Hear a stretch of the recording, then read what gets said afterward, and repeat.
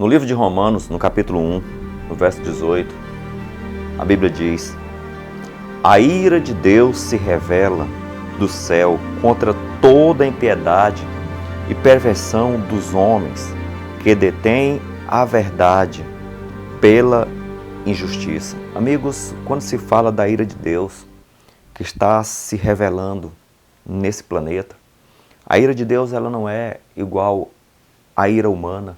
Às vezes imaginamos um Deus irado como se ele fosse um ser humano, mas na verdade a Bíblia diz que Deus é amor, Deus é misericordioso, todos os atributos de bondade estão em Deus. Então Deus não é irado, Deus não se ira como o ser humano se ira. Quando se fala da ira de Deus, aqui no versículo 24, fala que Deus os entregou. Isso é a ira de Deus. Quando Deus entrega, e quando é que Ele entrega?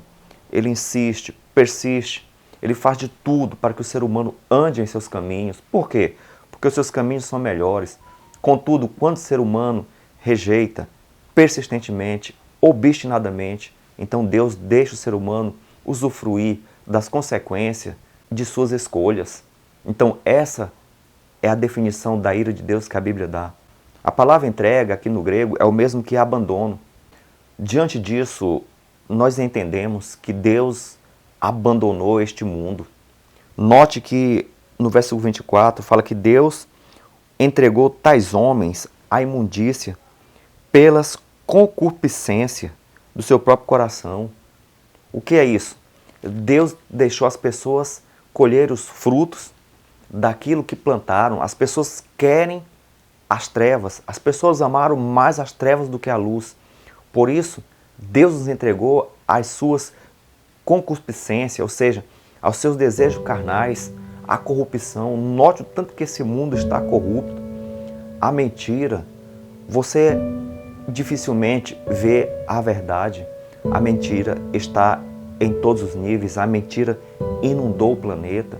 E agora, na era das tecnologias de comunicações avançada, você nota aí que um novo termo foi usado, fake news. Você não vê mais circular a verdade, é mentira para todos os lados. E as pessoas acreditam, porque amaram mais as trevas do que a luz. Além disso, você vê um mundo violento, um mundo mau, porque a Bíblia diz que o amor de muitos se esfriaria. Esse amor esfriando é a ausência de Deus na vida, porque o amor só é possível se você está ligado na fonte do verdadeiro amor, que é Deus. Então, as pessoas estão irados, cheios de maldade. O outro ponto é aqui no verso 25, fala sobre a idolatria, que as pessoas estão adorando a criatura no lugar do Criador. Nos 10 mandamentos, Deus fala uma única vez contra vários tipos de pecado. Mas contra a idolatria, ele fala 2 vezes. O primeiro mandamento, não terás outro Deus diante de mim. E o segundo mandamento, não farás para ti imagem de escultura. Porque Deus menciona em sua lei 2 vezes contra a idolatria? Porque Ele conhece o coração humano. Amigos, o coração humano é tendente a idolatrar qualquer coisa. Ultimamente você não vê as pessoas adorando mais imagem. No mundo gospel, no mundo evangélico, as pessoas tendo vários tipos de ídolos. Um deles eu posso dizer que é a autoajuda. Aquilo que pregam, dizendo que são sermões bíblicos, na verdade não passa de autoajuda. As pessoas cultuam celebridades. Várias celebridades têm surgido nesse mundo evangélico. As pessoas cultuam cantores, pastores, pregadores, não entendendo que para Deus não há acepção de pessoas. Para Deus não existe grandes e nem pequenos. Para Deus é tudo igual. Além disso, existe uma infinidade de conceitos humanos no meio evangélico que nada tem a ver com a Bíblia, e esses conceitos tomaram o lugar de Deus. Então, na verdade, o que é um ídolo? Ídolo é tudo aquilo que toma a sua lealdade para aquela coisa ou para aquele ser mais do que para Deus. Então, a idolatria prevalece no mundo evangélico. Além disso, o tipo de idolatria maior que se percebe é o materialismo, a cultura materialista, a cultura consumista, o desejo desenfreado de adquirir bens nesse mundo se tornou uma grande maldição. As pessoas não desejam mais ir para o céu. Por mais que alguns falem que desejam ir para o céu, você nota que na prática eles preferem essa terra. Por quê? porque todos os seus projetos, todos os seus planos estão aqui. Embora sabendo que aqui tudo é efêmero, que tudo passa, mas mesmo assim as pessoas estão alicerçando, fazendo os seus castelos, acumulando os seus tesouros aqui. É tanto que em Apocalipse 13, quando a Bíblia fala que vai haver a grande decisão, ou as pessoas adorarão a Deus, ou adorarão a besta, note que lá está em jogo, não compra e nem vende. Deus está no controle de tudo, mesmo a imposição da besta está no controle de Deus. Deus permite agora que o homem tome a sua decisão, ou vai amar os ídolos materiais, os ídolos do consumo, ou ele vai adorar a Deus, ou ele vai abandonar as coisas que o mundo oferece, as coisas materiais, ou ele vai seguir o Deus verdadeiro, ou a idolatria materialista, ou ao Deus verdadeiro. Essa será a grande decisão final que vai haver nesse planeta, o que vai dividir o mundo entre adoradores da besta e entre adoradores do Cordeiro. Mas o outro ponto também que revela que Deus abandonou este mundo está lá quando diz, no versículo 26, que diz que Deus os entregou às paixões infames. E tanto no versículo 26 como no verso 27 do capítulo 1 de Romanos, ali descreve que essas paixões infames, ou seja, as paixões além dos limites, você nota que trata-se do homossexualismo e do lesbianismo. E você nota tanto o abandono de Deus que nos últimos anos tem se multiplicado esse tipo de situação. Mas o pior de tudo é que você vê nas praças, você vê nas avenidas, esses grupos celebrando o pecado, ou seja, a celebração da iniquidade extrema. Por outro lado, grande parte dos evangélicos acreditam que o homossexualismo, o lesbianismo, é o pecado imperdoável, é o pecado pior de todos.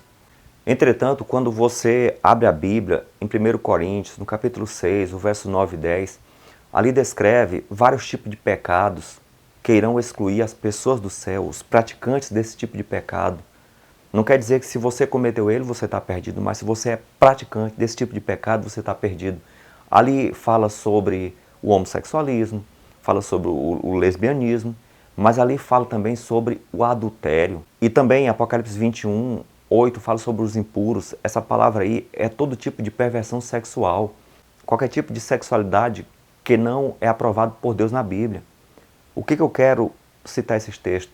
É porque não adianta. Talvez muitos evangélicos que odeiam o homossexual, que odeiam a lésbica, está aí no 5º casamento, está em adultério. Então você também pode estar perdido, porque não é apenas o pecado do homossexualismo que tira a pessoa do céu. O adultério está no mesmo nível desse tipo de pecado diante de Deus. Tanto adultério como homossexualismo, lesbianismo, é um pecado só.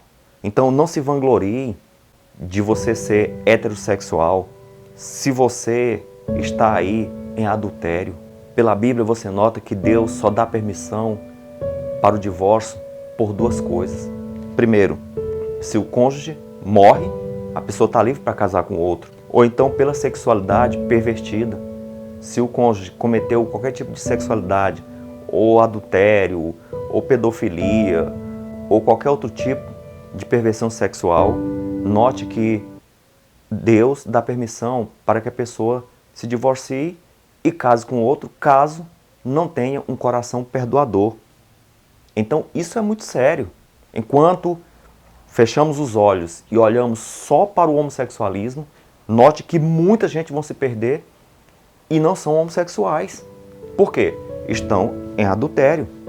E a Bíblia diz que o cristão seria o sal da terra, a luz do mundo. Mas veja que a quantidade de divórcio no mundo equivale à mesma da igreja, em alguns casos até maior. O que significa? Significa que também muitos que pensam que estão com Deus também foram entregues, também foram abandonados por Deus. Então Deus está abandonando a este mundo. E não se engane que por você frequentar uma igreja e praticar certo tipo de atitude, certo tipo de pecado, que você está sob a proteção de Deus, talvez você também foi entregue. Por quê? Porque você rejeitou os apelos, você rejeitou a palavra de Deus. O Brasil deveria ser um dos melhores países do mundo. Aqui é um país onde a maioria absoluta se dizem cristãos. Aqueles que não se dizem católicos, se dizem evangélicos.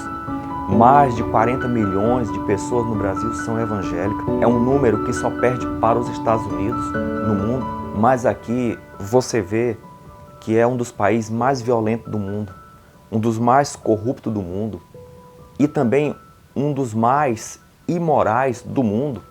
A maior parada gay do mundo é no Brasil. Um dos maiores índices de divórcio do mundo não é lá entre os hindus, não é entre os budistas e nem entre os muçulmanos. Um dos maiores índices de divórcio do mundo está no Brasil e também nos Estados Unidos. Então veja só, essas nações que se dizem cristãs estão em plena apostasia e por isso a Bíblia diz que Deus os entregou. E sabe qual é a gravidade maior dessa situação? É que pastores, pregadores, que deveriam enfatizar a obediência à lei de Deus, essas pessoas anularam a lei. Eles dizem que não há necessidade de obediência, que a lei de Deus é coisa de judeu, é coisa do Antigo Testamento. E você vê que no Éden, Deus já começa a expor a sua lei para Adão. Então a lei de Deus não é para um grupo só, a lei de Deus é para o ser humano, a lei de Deus é para aquele que é cidadão do céu. Se você é cidadão desse mundo, você guarda as leis desse mundo. E se você é cidadão do céu, você guarda as leis do reino de Deus, as leis que Deus colocou. Deus é amor e a sua lei é amor. Não tem como eu falar que eu sou um cristão se eu sou um assassino, se eu sou um adúltero, se eu sou um idólatra, se eu sou um ladrão. Tudo isso a lei de Deus condena. E quando Deus fala não mate, é porque Deus é amor. Ele não quer que você faça maldade com ninguém e nem que sofra maldade. Por isso Ele colocou a sua lei: não mate, não roube, não adultere. Deus quer que os casamentos prevaleçam. Deus quer que os casais sejam felizes. E é impossível a felicidade do lar onde há traição, onde há perversão sexual. Existem basicamente dois tipos de evangélicos. Uns falam assim: devemos guardar a lei. E outros falam assim: não se deve guardar a lei. Entretanto, aqueles que falam devemos guardar a lei, eles falam: olha, guarda só 9. O quarto mandamento, que é uma referência ao sábado, não precisa guardar. Não é mencionado, não, esse sábado aí é dos judeus, o sábado foi abolido. Mas eu pergunto, aonde está escrito na Bíblia que Deus aboliu seus mandamentos, que seus mandamentos perderam a validade? Note que em Tiago 2, ele está ali falando sobre a lei de Deus. E no versículo 10 ele fala que se você guardar a lei e tropeçar em um só ponto, você é culpado de todos. Todo evangélico sabe que se Cristo voltar e ele estiver praticando o roubo, ele não vai ser salvo. Todo evangélico sabe, se Cristo voltar e ele estiver adulterando, ele não vai ser salvo. Todo evangélico sabe que se Cristo voltar, ele estiver cometendo assassinato, ele não vai ser salvo. Mas de onde você tirou essa ideia de que se não guardar o sábado, a vida toda sem guardar o sábado, prevalecendo nesse erro grave? A Bíblia descreve o mandamento do sábado tão importante quanto os demais. Lá quando fala só em você olhar para alguém irado, sem causa, você é réu por assassinato. Só em você olhar para alguém com intenção impura, você é réu por adultério. A mesma coisa diz em Isaías 58. Só em falar palavras vãs no dia de sábado, você transgrediu esse mandamento. Ninguém é salvo pelas obras, mas ninguém também será salvo transgredindo os mandamentos de Deus, porque 1 João diz que pecado é transgressão da lei. Você não será salvo transgredindo a santa lei de Deus. Mas a boa notícia para nós pecadores é o que está lá no Salmo 81:13. A Bíblia diz: ah, se meu povo tivesse me ouvido, se Israel andasse nos meus caminhos. Amigo, nada está perdido. Deus quer que você ouça a sua voz. Deus está falando com você: filho, Volte. Filho, este é o caminho, andai por ele. Deus está falando para que você ande em seus caminhos. Nada está perdido. Não importa o que você fez, a Bíblia é clara. Por mais que os nossos pecados estejam vermelhos, como a carmesim, Deus faz com que eles fiquem como a pura lã, como a neve, alvo como a neve. Deus estende a mão para você e para mim hoje. Não significa que se você é um homossexual está perdido. Não significa que se você é um idólatra, você está perdido. Não significa que por você ser um idólatra, está amando mais esse mundo, está em busca mais dos bens materiais do que de Deus, mais do trabalho, em busca de coisas. Não significa que você está perdido. Se você já está aí no 5º casamento, não significa que você está perdido. Volte para Deus, porque Deus é compassivo, é misericordioso e perdoador. Mas amigos, lembre-se de uma coisa, Deus não salvará ninguém no pecado. A mensagem de Deus é essa: arrependei-vos e convertei-vos, ou seja, arrependam dos seus pecados e abandone os maus caminhos e siga o caminho do Senhor e dê ouvido à voz de Deus e procure andar nos caminhos dele, que é o caminho de paz, felicidade e salvação eterna. Oremos. Ó Deus, a Tua palavra é muito clara, Senhor. Ou vamos estar salvos ou perdidos, mas te suplicamos pelo sangue de Jesus, aquele sangue que nos purifica de todo pecado. Olhe, meu Deus, para cada um de nós nesse momento e salva-nos, em nome de Jesus.